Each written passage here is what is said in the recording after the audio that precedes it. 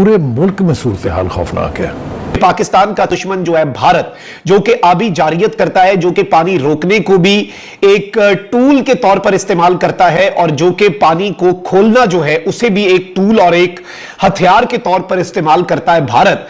तो भारत की तरफ से भी पानी का जो मामला है वो बड़ा अलार्मिंग हो चुका है। 2 डैम्स जो हैं वो टूटे हैं, और डैम्स जब टूटते हैं तो फिर आपको पता है कि तबाही ही तबाही होती है। इस शहर के अंदर क्या मॉडर्न सायरन सिस्टम बजाया गया है ये आपको स्क्रीन पर दिखाते हैं। मतलब कि इससे तो ज्यादा कोई शख्स अपनी छत पर खड़ा होकर चीख दे तो मेरा ख्याल है उसकी आवाज ज्यादा जाती। बल्कि हमारी बाजी मरियम नवाज जब गुस्से में होती हैं और वो बदतमीजी वाली तकरीरें करती हैं तो इस सायरन से उसकी आवाज ज्यादा दूर जानी थी। रावलपिंडी से लेकर चकवाल तक 50% इलाके जो हैं वो पानी में डूब चुके हैं। कहीं डैम टूट गए, कहीं जो है नदी नाले ओवरफ्लो हो गए। भाई साहब कुछ इलाकों में वार्निंग सायरन्स भी बजाए गए, लेकिन वो बड़ा फनी सा वो पता नहीं दूसरी जंग अजीम का वो सायरन है जो हुकूमत की वो पुलिस वालों को मैंने बजाते हुए देखा है। वो बातें बिल्कुल आपकी ठीक है कि ये तो इंतजाम कौन सी दुनिया में आप इस किस्मत जी रहे हैं जब सैटेलाइट का दौर है, टेक्नोलॉजी अपने अरूज के ऊपर है। ये भी पता लगा कि फ्लड वार्निंग सिस्टम जो इन सैलाबी सूरत हाल के हवाले से इंस्टॉल किया गया था उसकी बैटरियां ही चोरी हो गई कि लोगों को पता भी ना लग सके कि इतना बड़ा कोई फ्लड आ रहा है। ये कौन सी सदी का सायरन है और ये किस सदी में इजाद हुआ था, जरा ये देखें।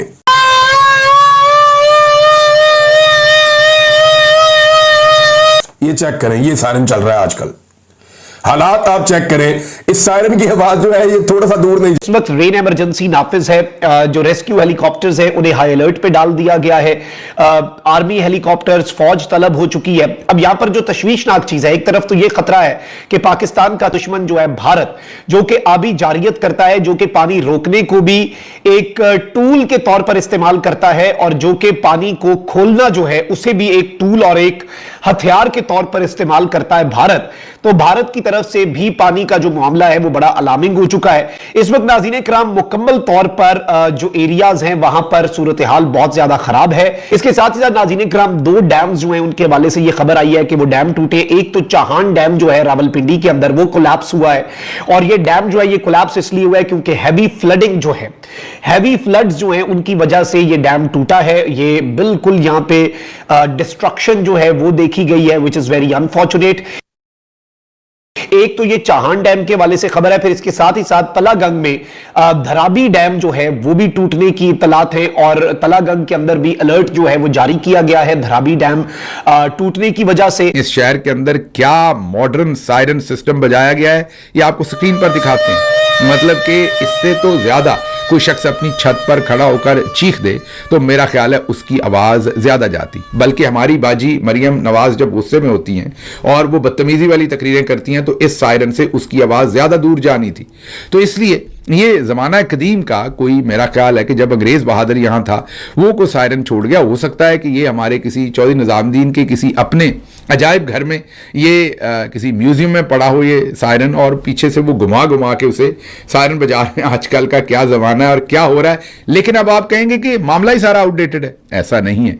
आप किसी डीसीओ के दफ्तर में जाएं, किसी डीपीओ के दफ्तर में जाएं, आप हमारे चौधरी साहब की तरफ जाकर कहीं पर कोई टी ब्रेक करें तो आपको सब नजर आ जाएगा। आप हमारे आईएसपीआर साहब का ऑफिस देख लें जाके, आपको सब नजर आ जाएगा कि दुनिया बहुत मॉडर्न है। हम बिल्कुल दुनिया के जो 21वीं नहीं 22वीं सदी के अंदर हम रह रहे हैं।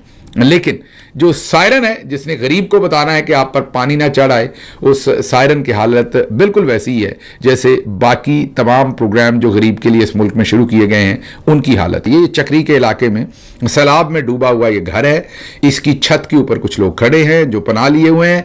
ये एक मिलिट्री का हेलीकॉप्टर है, ये वहां पहुंचता है, इन लोगों को वहां से उठाता है और महफूज मकाम पर लेके जाता है। शाबाश, सताइश, 2 चीजें। लेकिन इसमें जिस तरीके से उन्हें उठाया जाता है वो बड़ा हैरान कुन है।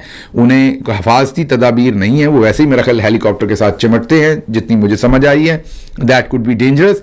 ये मैं आप पे तनकीद नहीं कर रहा, लेकिन सिर्फ ये गुजारिश कर रहा हूं कि आइंदा जरा इस चीज का ख्याल रखें कि जो आम लोग हैं उनकी जाहिर है उतनी ट्रेनिंग नहीं है हेलीकॉप्टर के साथ चिमट के किसी और जगह पे जाने की।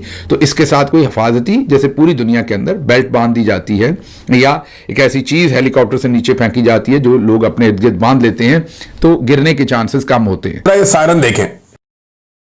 When you lie down to sleep, your muscles relax, and in many people, that includes the lower jaw. It shifts back. से नीचे फेंकी जाती है, जो लोग अपने इर्द गिर्द बांध लेते हैं तो गिरने के चांसेस कम होते हैं। ये सायरन देखें, ये सायरन की बल्कि आप वीडियो देखें, थोड़ी सी हम आपको वीडियो दिखा देते हैं, को 5-7 सेकंड की ये वीडियो आप देखें सायरन की, आपको आइडिया होगा कि इस वक्त पंजाब कितनी तरक्की कर गया है और इसको कितनी शाबाश मिलनी चाहिए। सायरन चेक करें आप, ये कौन सी सदी का सायरन है और ये किस सदी में आजाद हुआ था, जरा ये देखें।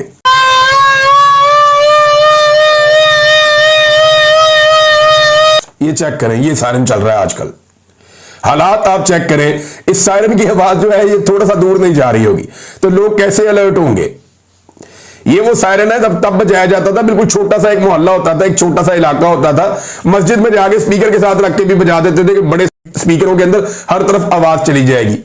ये इधर खाना पूरी कर रहे हैं इतना सा सायरन लेके, यानी जैसे मोटरसाइकिल का हॉर्न होता है इस तरह का, तो शायद बाद मोटरसाइकिलों पे भी इससे ज्यादा तगड़ा हॉर्न लगा हुआ होता है, बसों और वैगनों पे इससे तगड़ा हॉर्न लगा हुआ होता है। तो जनाब ये इस दौर में 2025 में ये पंजाब हुकूमत सायरन बजा रही है और ये खैबर पख्तूनख्वा हुकूमत के भी इकदाम को बड़े मिसाली नहीं है। उन्होंने भी जो सवात में उनका पोल खुला है, जो बेड़ा गर्क उन्होंने वहां पे किया हुआ है, पिछले कई सालों के अंदर वहां पे जिस तरह से पानी का रास्ता रोका गया, तजावजात बनाई गई, चाहे वो फजल रहमान का दौर था, चाहे उसके बाद ANP का दौर था, उसके बाद PTI का तीसरा दौर है और अभी तक दरिया के ऊपर तजावजात बनती चली जा रही हैं, बनती चली जा रही हैं, बनती चली जा रही। ये पहले रोकते नहीं और बाद में तबाही हो जाती है। आप किसी भी नई सैरगाह पे चली जाए तो लोग अपनी मर्जी से जिसका जो दिल करता है, जहां पे दिल करता है दुकान डाल देता है, रोकने वाला ही कोई नहीं। और ये मैं खैबर पख्तूनख्वा की आपको बात बता रहा हूं, आज भी ये हो रहा है। ऐसा नहीं है कि पिछली हुकूमतें जिम्मेदार थी, PTI के दौर में भी ये हुआ है।